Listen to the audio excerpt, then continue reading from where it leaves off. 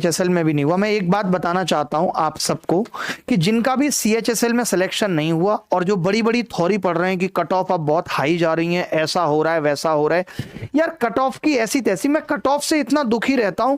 Teachers भी बड़ी चिंता करते हैं कट ऑफ बहुत हाई जा रही है, अब क्या होगा, तुम भी पागल हो रहे हो, कट ऑफ बहुत हाई जा रही है। एक बात बताओ, एक एग्जाम हुआ CHSL मान लेते हैं और एक बच्चे के 223 नंबर है, उसके बाद एक बच्चे के 221 नंबर है, उसके बाद 100 बच्चे हैं सीधे जिनके नंबर 200 से 220 तक हैं, ठीक है। उसके बाद 1 से 1000 बच्चे हैं जिनके नंबर 170 से 200 के बीच में, ठीक है। अब समझना, अब मुझे इस एग्जाम की कट ऑफ निर्धारित करनी है बेटा। कट ऑफ मैं आपसे पूछ रहा हूं कि वैकेंसी एक है, वैकेंसी एक है, क्या कट ऑफ जाएगी भाई बताना जरा। 223। मैंने कहा नहीं जी वैकेंसी 2 है तो कट ऑफ 221 चली जाएगी। मैंने कहा जी वैकेंसी 102 है तो आपने कहा कट ऑफ फिर उस हिसाब से 200 चली जाएगी, क्योंकि 200 तक के बच्चों के नंबर है 100 के बीच में। मैंने कहा नहीं नहीं जी 1000 और यानी 1102 है, तब आपने कहा कट ऑफ 170 चली जाएगी।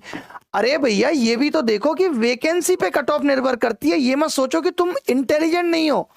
CHSL के एग्जाम में जिस हिसाब से इतना बढ़िया पेपर था, 160-70 नंबर लाना मजाक था क्या बताओ? बिल्कुल भी मजाक नहीं था। बट क्या था वहां 3712 वैकेंसी थी बस। अब 3712 वैकेंसी में आप क्या उम्मीद कर सकते हो कट ऑफ की? पिछले साल SSC में 8 से 10,000 थी और 150 कट ऑफ गई थी, लेकिन उससे पहले जब 37 की वैकेंसी थी तो कट ऑफ 114 गई थी।